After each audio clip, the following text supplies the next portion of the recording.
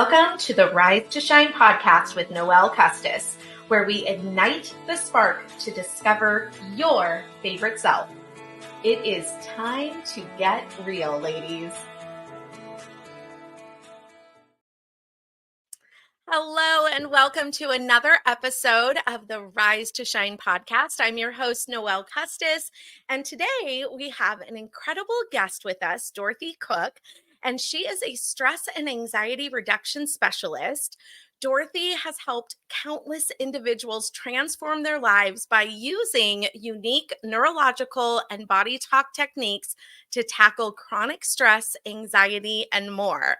Her work is truly remarkable, from overcoming 80 years of insomnia in just 1 hour to eliminating a lifelong dental phobia in a single session. Dorothy's approach focuses on deactivating the brain's limbic system. I hope I have that right. And I know we're going to dive in more, but also allowing the body to heal naturally and teaching clients to truly listen to their bodies. And we are so excited to dive into Dorothy's methods and hear her inspiring stories of healing and transformation. So, Dorothy, welcome to the show. Thanks, Noelle. So fun. Well, I cannot wait to dive into this. I know we were talking just a moment ago, right before we hit record, and just by the few sentences that we interacted with, I know that we have a lot of great stuff in store for us. And I know that this is going to be so relevant for so many women. So let's go ahead and dive in. And I really would just love for you to go ahead and share a bit about your journey and how you became a specialist in stress and anxiety reduction. Well, that's a great question. Okay. So I'm a specialist because I blew it in my early 40s and I had a major health crash. I was off work for a Mm. year, but it literally took me 10 years to regain everything back again. All right. Wow. But fast forward 20 years after that, and I only then learned. So within the last decade, I have learned that it was actually the limbic system in my brain that had gotten on high alert and wouldn't shut off. And that's Mhm. what really was cascading the health issues. The doctors could never say, this is why you are so sick and fatigued. Okay. And that's Okay. clue number one. When they can't figure out what's going on, then I'm going to encourage your listeners to think about, oh, could it be my limbic system? The fight, flight, or freeze, everybody knows about that. Okay, that's your Mhm. limbic system. That's the emotional house. So it's out of my own disaster, all right, that I decided I didn't want other women to walk what I had walked. And I fast Mm. forward them now, as you already have mentioned in a couple scenarios. Yeah. So, I mean, it's just fascinating. And I know you had mentioned, because I had talked to you about, the audience of women that we have. And a lot of women are in midlife going through transition. And you talked about that there were actually three approaches or three parts to this. Could you tell us a little more about that? Okay, so three components. So when you're in midlife crisis or you're transitioning, and that's actually in my 40s was part of what was going on. Okay, Right. your identity is shifting. You know, maybe you've been a mom all your life, or you've been working all your life, but you know yourself as a certain way, and your body is a certain way, but your body physically is changing. Like in menopause, I put on 10 pounds overnight. It's working to try and get it off. But we shift our identity, so that's component number one. Component number two is our health, and a lot of issues start coming up in their 40s because there's a lot of hormonal changes going on for women in their Mhm. 40s. All right, that started at that point. And then the Mhm. third component is how the brain handles it, so that's the neurological, or I specifically focus on the limbic system. So Right. I don't use any technical terms really other than limbic system, because that doesn't help your healing. All right. Right. So I love to give practical advice and help people understand how the brain works when you're under stress. And Mhm. then that's what how I get great results is deactivating that crazy limbic system. Yeah. So, as you mentioned, deactivating the limbic system to reduce the stress, can you just explain how this works and why it's so effective? So you have pathways in the brain that you build up Mhm. from day one of being born. Okay. So you can eat You can tie your shoe because there's pathways in the brain. It just automatically goes there unless there's injury or other compounding issues. Hmm. And so when your brain goes into the limbic system, it's because there's a high emotional component. So right now we're using this part of our brain. This is the front part, okay? This is Okay. the smart part of your brain. It analyzes, it understands words. But when you go into the emotional, you leave this part of the brain. So think about leaving the living room and going into the kitchen. The kitchen is at the crown of your head and deep within your brain, all right?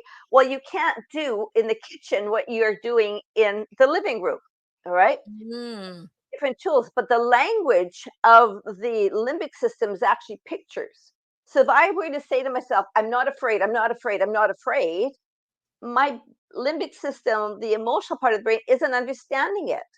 But if I use Mm. a picture to say, hey, I'm not afraid, okay? So, um, I take the giant and I bring him down in size in my imagination, and I see myself getting really big, and I switch it. My brain will go, oh, she's safe. Because that part of the brain wants to Mm. know two issues: one, that you're safe, and how to solve the problem. So when I take the big boogeyman and I take him down in size and I increase me and I make myself the big guy, all right, your brain will go, she's safe. And it on hooks. It's like a breaker switch that kind of goes, and it disconnects from that mind that's racing, from the breathing and the panic that's happening with the anxiety. It just goes, I'm safe. And that's how I worked with a lady for 80 years. She only had 3 to 4 hours sleep, all right, Oh a my night, God. because her insomnia was based on trauma in her childhood. It was, she grew up Mhm. in a horrific family. It was not safe to go to sleep at night because she didn't know if she'd be alive the next morning.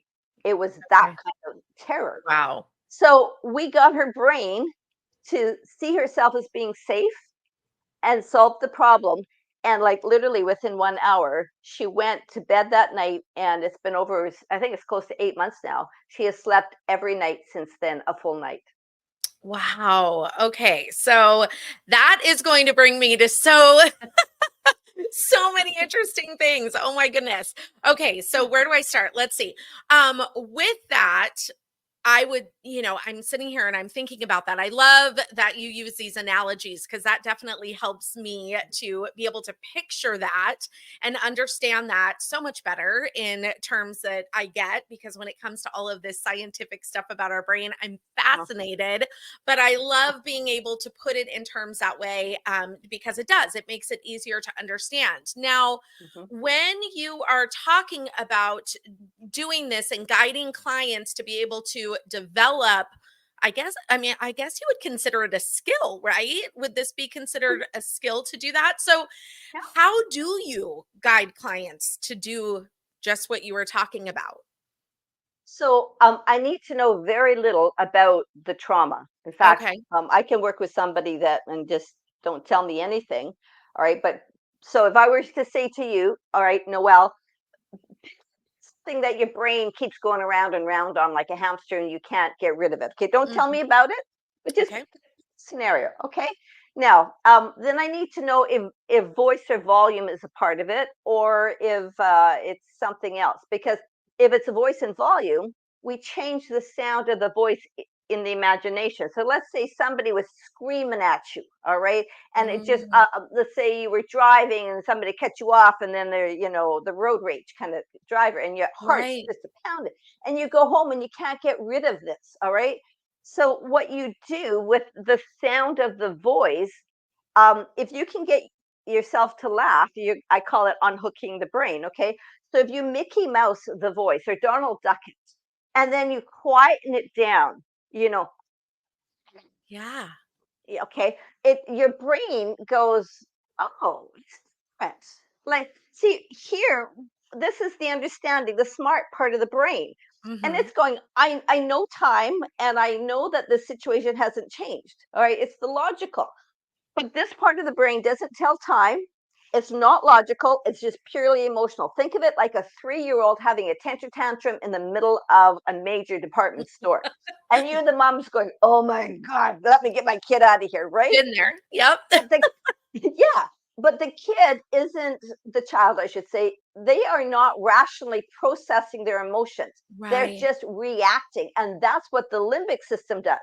So you Mm, have to, like a mother, okay, or a father, you've got to calm the child down. You've got to get them refocused. And that's exactly what I do, by either helping okay. them to change the picture. I'll ask them, okay, get a safe person in there. So with the dental example that you gave, I had a lady with 45, well, no, it was actually 70 some years of dental trauma.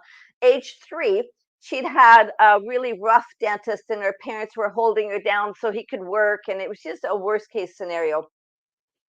And every time she went to the dentist's office, she was absolutely terrified and would be that 3-year-old again. And she's now 75 or Wow. mid 70s. Okay. Yeah. And so I had her bring a safe person in her imagination into that picture of her being held down. And I said, that Mm, safe person can be you. If you have a religious belief system like Jesus, it can be Jesus, it can be angels, it can be, a different dentist, but you've got to picture somebody safe in there with you and mhm. change the picture. And when she changed 75 years worth of trauma, or 70 some years worth of trauma. She Good. walked out of there, like it was a group session. So that one was actually a 2-hour session. We focused on her for maybe 15 minutes. Okay. And 2 days later, she went to the dentist as a normal adult. That Wow. was over a year ago. She had one relapse. We did a short little session, got her back on track again. And Mhm. she went in there and she just nailed it. No problem. All right. Because Wow. we changed how the brain is processing it. That's Yeah. all we did. Okay. So we can't change time. All right. We can't change the reality of what happened, but we Mhm. can change how the emotional brain is handling it. Because if you can't get over it, it's because your brain's trying to figure out how to solve the problem. So we Yeah. solve it and it lets it go. And it Wow. happens in minutes. Like, they've done studies neurologically that they Uh-huh. show that it's immediate and it's permanent. Yeah, that's what I was going to ask. So it seems like this happens quickly, and it seems that it's also sustainable, and even if there is, like you said, there was a small relapse, but she was able to regain and go back just after a quick session again. Yeah, like Wow. very much. So Okay. again, it took us a few minutes to figure out the right picture. So Right. when she, because I threw it out and said, okay, picture, something safe. Well, she Mhm. started at her adult age, but we actually ended up having to go back to the 3-year-old who had been held down and change that picture. And once that was changed, she just kind of went, and Amazing. she could feel it right there in the moment. It's just like it's Yeah. gone. Yeah. Yeah. It's And amazing. yeah, if I can use one other story, because it's not Please. just about unhooking the brain. Okay, Right. so this is my most phenomenal story. But I had worked with a lady who was bedridden for 11 years. The medical system failed to get her out of bed permanently. They had a few moments of, okay, she's up, but she never stayed. Okay. And I worked with her for a year. So in this scenario, it wasn't just a brain issue. We had to work through the emotional, the trauma. There was lots of different stuff we worked with on this one. Okay. Mhm. The key to getting her or keeping her out of bed was getting the brain to unhook the trauma, okay, the pictures. And she has been walking normally now for probably close to 2 years without any supports, Wow. because we unhooked the brain. We did the other work, but the key to keeping her out of bed, because she started to relapse after a year of flitting across the country, visiting all these people she hadn't seen for all these years. Mhm. There was a trigger that caused her to begin to regress fairly quickly. Okay. And that is when, by that point, I knew about the limbic system, and I began to work with her on it. And we were able to keep her out, and now she's totally fine in terms of walking. Wow. Yeah. Oh my goodness. I mean, really just incredible. It seems like now when you had gone through your own experience, was it Mhm. something that you just dove into and because you had learned where this was coming from, that you then just kind of dove into the science of all of this. And then, because I feel like it's almost like a combination of science, but also a gift that you have in order to be able to tap into some of this with a client. I mean, what are your thoughts around that? It's very teachable and very doable. All right. It's Okay. very practical. I am quite sensitive and pick up on things. Um, Okay. but anybody can do this, and I'm actually I encourage the people that have gone through my courses or that I've worked with one-on-one to help Mhm. other people with it. Okay. Oh, I love that. So I'm the type of person that will experiment and try new things. If I have clients that are stuck, I keep looking for things that can help them, you know. Right. And so I didn't have this tool for my own health. All right. I worked the long route, which is the inner healing, and I love inner healing. Okay. Mhm. Mhm. But it was inner healing. I had to change my diet. I had to work with a counselor. I worked with some spiritual stuff. And it, like, and I had to get rid of my anger. All right. Mm. Now, what got me to all of this was that I mismanaged stress.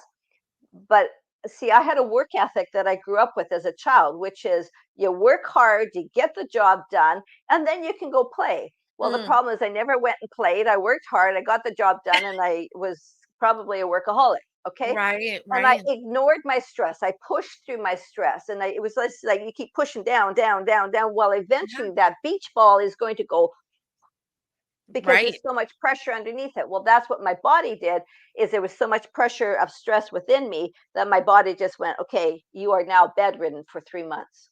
Mm, yeah. I mean, and you hear this happening to people these are kind of the patterns and some of the things that happen to where then it affects them so badly that they are not capable to going to work. They are in bed or, whatever the case is. So curious when, we talk about the neurological approaches. Now, it with the body talk methods in your sessions, is that what you're referring to? Is, talking to your body, or is there something, is that a different Okay. modality? Again, a great question, because I use a phrase and I think, oh, everybody understands this. Okay, so I love your question. So let me use again another example. I have a lady that just finished work at one of my group sessions, and Mhm. she has had seizures since being a small child. And Okay. I'm talking about grand mal seizures, even. Okay. Wow. So, Mhm. so I want you to think about her emotions as being all balled up. Okay. She came from a pretty dysfunctional family. And so what I did was I got her to separate the different items in her life, like all the stressors. Okay. And Mhm. then deal with the stress one at a time, because she was trying to deal with them all in one big, huge lump, but I got her to Wow. become more aware of. See, your body, actually, your physical body is the first responder. But Mhm. how often do we go, oh, yeah, I'm a little tight here, but you ignore it, you push through, you might rub it a little bit, and you keep going on. All Right. right. So I got her to listen to her body, because if you're having seizures, you get her legs went weak, she would get the auras, like she could Mhm. literally pattern out 21 steps to a full seizure. So she now stops it at number 3, and she Mm. she doesn't seizure. In fact, so much so because she's now listening to her body and what her body is telling her. She doesn't push beyond, being tired into exhaustion. She can't. That's a tripwire for her. Okay.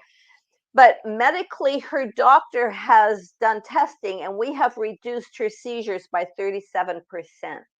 Wow. Medically documented.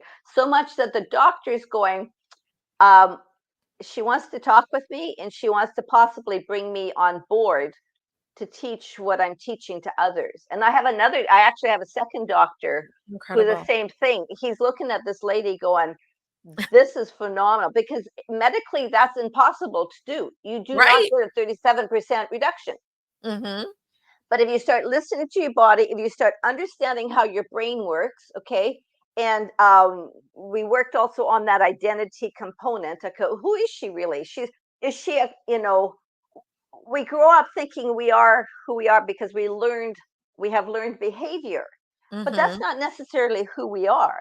Like I was a very quiet, shy kid growing up, but I'm really quite the opposite. That's a I'm great just like, point. Yeah. so, but I have learned to become who I really am, and not hide it and not be ashamed of it or embarrassed by it. So what if I laugh? So what if I make a mistake? Well, I used to go, I had to perform. I had my superwoman cape on, and it's just like that was really tiring. And I just love who I am now. So people can like me or not like me. That's their choice, I you know? love that. I love that. No, it's so true, and I feel the same. I feel like I am very different now that I'm 50 than what I was as a younger child growing up. And people who meet me now, when I tell them that I was always very I always felt very fearful, and I felt introverted and uncomfortable in my body, and people go, "Well, how in the world is that possible? Like, you're doing a podcast and you're out there speaking." And but Yeah. it's that transition we go through and tapping into that. I love that so much. Curious with someone that is struggling with chronic stress or anxiety, are there Yeah. simple things that we could be doing? Like, what are some simple strategies? Because I definitely want to go in with working with you, of course, but are there any simple strategies that people could be doing on a daily basis to help them through that? There sure are. Number one is just to recognize and not minimize. All right. Hmm. You can't change what you don't recognize. And another one, so if I can just talk a little bit about the brain. So this part of the Yes. brain, it'll decide if you're safe or not. So there is up to a point where you can go, okay, I'm safe, or I'm not safe, and then it kicks into the next room. So if I walk from the living room to the kitchen, there's a transition. All right. So this Hmm. part controls the transition, the smart part of your brain. Right. And so you can say up to a certain point, I am safe, and then you picture yourself as being safe. Or you've got the stressor, maybe you've got a really bad marriage or the finances or whatever. You can picture a better picture and get your brain to calm down. Now there's other things you can do, like meditation or breathing. If a woman has had a baby, they know how to deep breathe right to the bottom of their stomach. Okay, Right. that's really helpful for the brain as well. So if you're saying, okay, if you deep breathe, you're picturing a, a picture that solves the issue and brings calmness, you'll probably feel yourself go like this fairly quickly. And if Hmm. not, just try a few different pictures. For example, I had a talk I was doing, but I had to drive to it. And I realized that I was getting a little, anxious, and so I started picturing, don't I have a crazy imagination, surfing with a really good friend of mine in the big waves. I am not a surfer, okay? But we're surfing these big waves, and my friend's a show off and doing these loop de loops. And I was just laughing as I'm driving. And so by the time I get there, I'm just like, I'm so relaxed and so calm because I took my brain off of stress. And that's one of the things you can do is if you can find a funny picture. So you can watch the cats and the dogs or the babies on YouTube, and have a good laugh, or you can find a funny movie. Like recently, I've been reviewing some of the old childhood movies, and the Seven Dwarfs, hi ho, off to Right. work we go kind of thing. I just killed it out laughing watching the original 1952 movie, you know? And I thought, I'm gonna watch this again. There was parts that weren't funny, when the witch Right. was. But so if you can find something to laugh at, or Okay. if you've got a pet, that's why we all love pets, because they just love you unconditionally. They know when you're stressed, you Mm, know. yeah. The lady with a seizure, she has two dogs, and they know when she's about to, if she's moving in the wrong direction, and they will come and they will alert her if she's not on top of it. So another thing that you can do is watch how you say things. So if I say I can't do this because I'm so stressed out, okay, your brain is going to go where you say you can or can't do it. So your brain's go, Exactly. okay, I can't do it. Now it gets worse. But if you put a simple word yet on the end of it, I can't do it yet. Mhm. The brain is like it keeps the door open and it will think about different possibilities. And Right. that is really a good little trick to have, is that little word called yet. All right. Because Agree. so many times we're feeling overwhelmed, nothing's going to change. Well, Mhm. okay, you just told your brain it's not going to change. But if you say it's not going to, it hasn't changed yet, it gives yourself hope. And another thing is, don't ask how, ask what. If you ask the how, you're going to shut your brain down. If you stay to what can I do? Not how can I do this? What can I do? The brain will stay open and possibilities will come to you. So those are really simple little brain hacks for everyday people, and one of the best things to do is when you've rest, be really tuned into your body and know when the tension is starting to happen. I can tell you when, you know, my first tension is in my neck and here. If I feel it in my gut, I know I'm at about a 6 or 7 on a scale of 1 to 10. And I know I need to make a different choice at that time because what I'm doing isn't working. All right. Right. So I have a little bouncer by my desk and I love getting on it and just kind of bouncing like this. And it helps the brain, it helps you physically, get out and walk for 2 minutes, Yeah. climb some stairs, get active. Those little things can help too. If you're like me, I love sitting for hours getting my work done. Well, that doesn't really work really well if I want to keep my stress down. So I've Mhm. learned to get up and down more often because it keeps the brain more active and gets Right. gets you going. Okay. And the last thing I'm going to suggest, Noelle, is don't do it alone. Find a friend. Like studies have shown, if a person has even one person to talk to, even as a child, it can be way bigger trauma. But if they've got a safe person, they're going to be okay. It's the ones with no support system that if they come into my office, well, when I had an office, I just do online now. But Mhm. when I had an office, I knew if they came in and they didn't have a support, that I wouldn't be able to shift them or help them because they had nobody to support them outside of that 1 hour of client time. You've got to have some kind of support. So that's the number one issue with stress and anxiety, is make some different changes. You don't have to stay stuck. There are options. You may not like the options, but there are options. Mhm. And make sure you have somebody that's safe, that will keep confidence. Don't share your stuff with somebody who blabs it to everybody else. Yeah. Use Great wisdom. point. Yes. No. So, oh my gosh, so many great nuggets in that conversation. I absolutely love, and I've actually had it in another podcast because it was a technique that I used quite often as a teacher with little ones, using the word yet and how powerful that was. And Yeah. even with middle schoolers and now as an adult, I mean, I even tack that on as a little brain hack for myself if I'm feeling discouraged in something or frustrated by something. And just the power of that word is so amazing, and how it can shift that mindset so quickly. I had a little boy, as a matter of fact, I had told this story in a previous podcast about not being able to tie his shoe and just getting so frustrated because everybody else in the class, he was like the last one to learn how to do this. And Yeah. it almost became those, places of feeling like he was going to have that major breakdown, temper tantrum, like what we were talking about in a grocery store or department store. But when you would then say to him, okay, it's okay. Let's rephrase this, because he would just start to cry and get frustrated and say, I can't do it. And we Can't would do say, it. okay, Okay. you can't do it yet.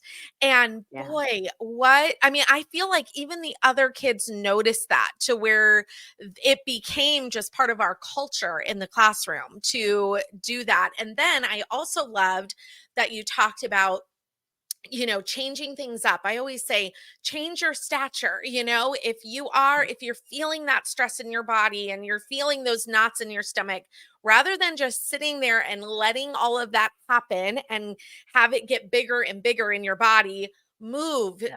change into a different room, walk around. I love all of that because it's just that confirmation that these are the things that I want our listeners to remember. I love that we, continue to say some of this stuff because, like you said, this is very doable for people. It's just a matter of actually taking action and doing the thing, So just really, really love that. Okay, so please tell us. I'm thinking that there's going to be, women in this audience that are going to be very interested in learning more about this, potentially working with you. What does that first step look like for you? They just need to have a conversation with me, and we can figure out, is it a limbic system issue or is it something else? Okay. Um, Now I'm in the process of letting go of my website and getting an app. So my Oh, contact information is going to be my email address, not my website. Okay. okay, great. We'll If make people sure. want to, depending on when this comes out, it can go to my website, which is dorothyjcook.com. But my Okay, email address is dorothyj@dorothyjcook.com. All right. Two O's perfect. in Dorothy, no E on Cook. dorothyj@dorothyjcook.com. All right. So if they want to email me and just say, hey, I want to get on a free call with you, or I want to learn more about group, okay, because I have a link for Okay. group that I can send them. I've got one starting actually next week, but I don't think this will be out in time for that. The next one will be January. But Okay. I can do people individually. All righty. So, Wonderful. yeah, just get on a call with me. The other thing that I was thinking about is there's a great book by a doctor, and the book is called When the Body Says No. All Okay. right, by Gabor Mate. I'm very bad with French, so Mate is Mate. Gabor is Gabor. And he talks about how repressed emotions are behind every health issue. And he's Mm, talking about the big ones, the big C, and you name it. It's yep. repressed emotions. So that's really what I want women to come off of this with is, Yes. hey, I'm good at stuffing my emotions, but you know what? You're setting yourself up for a health crisis. And if you don't want to go there, you need to start working on unpacking some of that.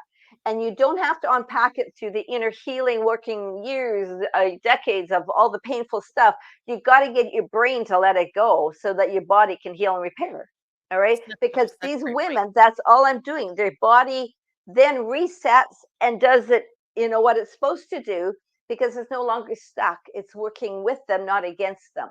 All right. So So, good. yeah, when the body says no, the hidden something of stress, the hidden, it's out there. Yeah. So Yeah, that's a no. really good resource. Love that. And we'll make sure to get that in the notes as well. It's so funny. You must have been reading my mind because I was going to ask you, are there any additional resources that you would recommend to us? So I love that. And so grateful because I truly believe the same thing. I truly believe that when we are looking at a lot of these chronic illnesses, when we're looking at health issues, autoimmune issues, Mhm. oftentimes they'll say, we just don't know where this has stemmed from, and what I'm learning through and through, that so much of this is coming from past traumas. It's coming from the stress that we're stuffing and we're not taking care of. And wow, if we could get a handle on this and really help people to understand that, it could just make such a huge difference. And like you Well, said, not working, not feeling like this has to be years and years and years down the road, but there are things that we can do, that can help us in the now, in the present. I love that. I have my course is 8 weeks, Okay. and they will walk out of there with all the tools that they need. Will they be instantly healed? No, but they Right. have the tools to move in that direction. You know, um, one of the other ladies that was in my course, so she was aged about 45. She had 4 kids, a husband. She was self-employed, and she had to step away from self her job. She could no longer make the meals. She could no longer buy the groceries. Her Mm, husband had to do everything because her health went downward. Okay. And yeah. for her, by the end of the group time, you know, she was back at work again. She was back in the kitchen again. Like she just was able to unhook that brain that allowed her then to function. So people need to hear that it's not a life sentence. If you've got major health issues, all right, look at working with the limbic system and the somatic, body work, Mhm. and just because that's where your best hope is. And if the doctors don't know why what's going on is going on, it might be the limbic system. That is a red Right. flag for limbic. Okay, even with Okay. EMF, electromagnetic frequencies. Okay, that's Right. really how I got a hold of this information. Was a grade 12 girl had to step away from school for over a year because she couldn't be in the building anymore. All right, and Mm. she learned how to work with her limbic system. All right, and she completed her grade 12. She was able to go in there. She was a year and a half late, from her Yeah. peers, but she could go back into that building again. I hear of other people that with sensitivities that can't handle it. Well, it's your limbic system. So come Mm. on, let's knock on my door. You got my email address, and let's I love that. chat. Yeah, definitely. Please, please. We just, I feel like right now we're in a space. I know one of the things that you had even talked about was community and lack of having relationships or, feeling lonely. I mean, we're in a time that, it's like I feel like people are now kind of going back into the community, but there are still, I was reading a study not too long ago that it was saying that so many people, the percentage was outrageous of people suffering from loneliness. And I just think, oh my gosh, what an epidemic. And, all of this is so important to have. The communication, somebody to talk to, having a support system, having tools, strategies to be able to use. And I love this whole this approach that you've talked about today. It's so great. So thank you, Dorothy, for joining us today. I'm so glad that we connected. And again, all of your information is going to be in the show notes, so we will make sure that we have all of that for you as listeners. And Dorothy, anything else that you wanted to share as far as connecting or your programs, anything before we wrap up?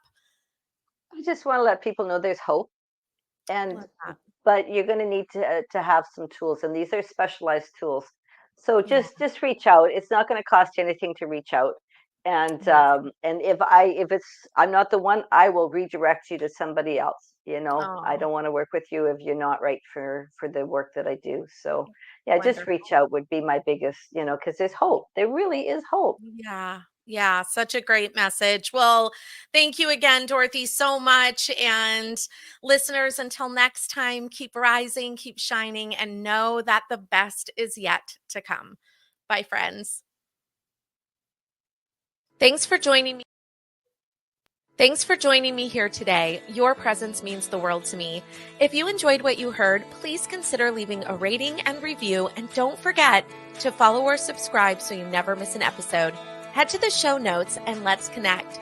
Rise to Shine Co. is ready to support you in coaching, collaboration, life tips, or even a coffee chat.